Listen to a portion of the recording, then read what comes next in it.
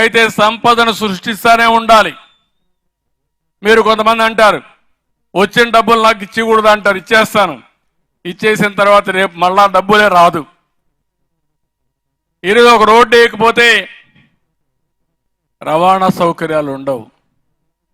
మీరు చూశారు 5 ఏళ్లలో ఎక్కడన్నా రోడ్డు కనపడిందా మీకు అని అడుగుతున్న అన్ని గోతులే. ఇప్పుడు నేను వస్తానే పార్ట్ హోల్స్ ఫ్రీ రోడ్లు గోతులన్నీ పూడ్చే కార్యక్రమానికి శ్రీకారం చుట్టా.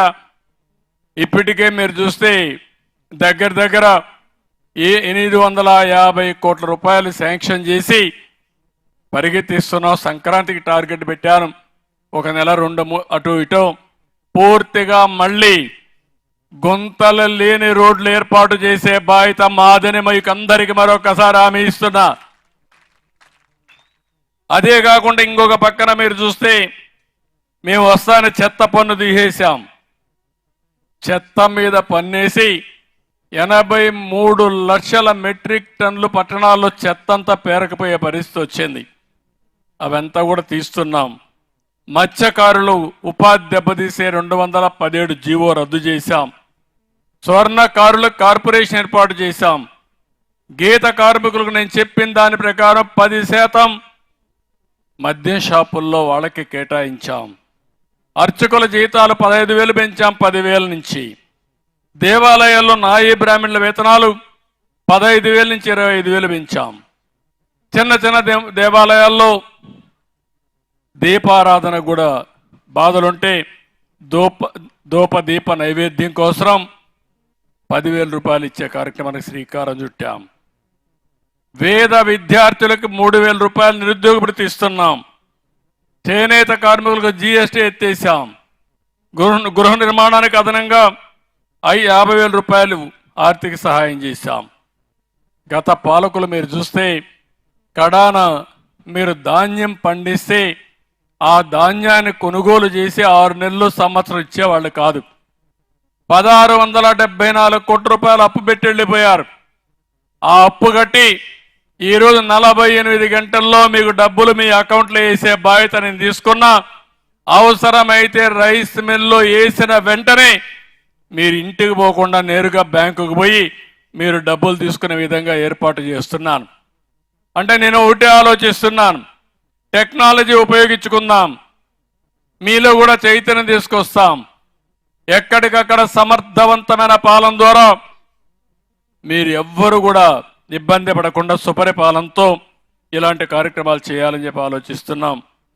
ఇప్పుడే కృష్ణదేవరాయలు గారు చెప్పినట్టు మళ్ళీ డ్రిప్ ఇరిగేషన్ కానీ, ఇంకో పక్కన మైక్రో ఇరిగేషన్ కానీ, ఇంకో పక్క ఆధునికమైన పనిముట్లు ట్రాక్టర్స్ కానీ ఇవన్నీ ఏవైతే ఉన్నాయో అవన్నీ కూడా ఇంట్రడ్యూస్ చేస్తాం. మోడర్నైజేషన్ అగ్రికల్చర్లు తీసుకొస్తాం. కడాన డ్రోన్స్ ద్వారా వ్యవసాయానికి కూడా శ్రీకారం చుడుతున్నాం. మీరు రాబోయే రోజుల్లో ఎక్కువ రైతులు కష్టపడాల్సిన పని లేదు, తెలివిగా కష్టపడాలి. హార్డ్ వర్క్ కాదు కావాల్సింది, స్మార్ట్ వర్క్ చేయాలి. ఇంతవరకు మీ పొలంలో తెగులుందంటే మీరు మామూలుగా చూసి లేకుంటే మీ మందుల షాప్ కూడా చెప్తే చేసేవాళ్ళు.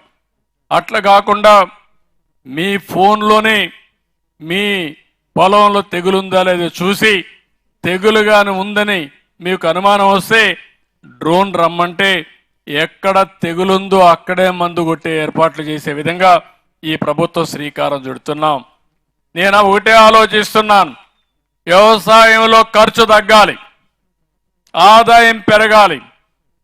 ఈ రాష్ట్రంలో మీరు చూస్తే అందరికంటే ఎక్కువ అప్పుల్లో ఉండేది రాష్ట్ర రైతాంగం. దేశంలోనే రైతులు ఎక్కువ అప్పుల్లో ఉన్నారు. దాన్ని కూడా తగ్గించాల్సిన అవసరం ఉంది. దానికి కూడా ఒక ప్రత్యేకమైన కార్యక్రమం చేస్తామని చెప్పి కూడా నేను మీకు తెలియజేస్తున్నా.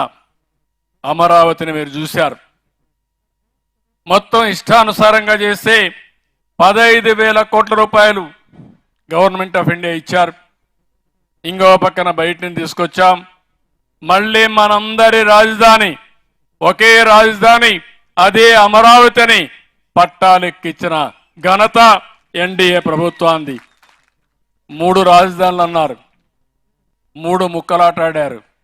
5 సంవత్సరాలు సమయాన్ని నాశనం చేశారు. కడాన రాజధాని లేకుండా రాష్ట్రాన్ని అనాథ చేసే పరిస్థితికి వచ్చారు. ఇప్పుడు అవన్నీ అధిగమించాం, ముందుకు పోయే పరిస్థితికి వచ్చాం. ఏదైతే నేను ఒకటే హామీ ఇస్తున్నా, ప్రతి ఒక్కరికి ఇల్లు కట్టిస్తాం. ప్రతి ఒక్కరికి పల్లెటూరుల్లో గ్రామీణ ప్రాంతాల్లో 3 సెంట్లు ఇంటి జాగా ఇస్తాం. పట్టణ ప్రాంతాల్లో 2 సెంట్లు ఇంటి జాగా ఇచ్చి మీ అందరికీ ఇండ్లు కట్టించే బాధ్యత తెలుగుదేశం ప్రభుత్వం, ఎన్డీఏ ప్రభుత్వం తీసుకుంటామని కూడా హామీ ఇస్తున్నా. ఇంకో పక్కన మీరు ఒకసారి చూసినప్పుడు పోలవరానికి 12,157 కోట్ల రూపాయలు డబ్బులు తీసుకొచ్చాం. పనులన్నీ ప్రారంభించాం. పోలవరానికి నీళ్లు వస్తే మాకేంటని మీరు అనుకున్నారు, కానీ ఎలమంద కూడా పోలవరానికి నీళ్లు వస్తే నేరుగా ఇక్కడికి వస్తాయి. ఏ విధంగా వస్తుందో మీకు చెప్తాను.